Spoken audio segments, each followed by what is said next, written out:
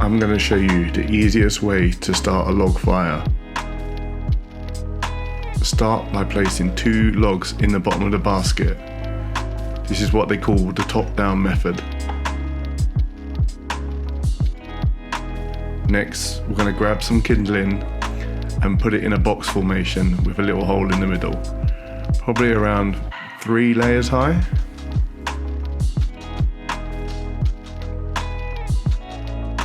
We're going to grab some of these home fire Twizzlers, stick them in the middle, and then that's it. All we need to do is light and you're ready to go. Look how easy that was.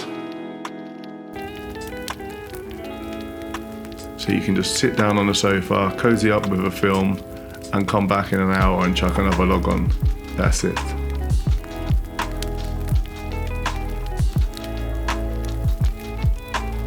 Thank you for watching. I hope this was helpful. If it was, drop us a comment and a like, and make sure to subscribe.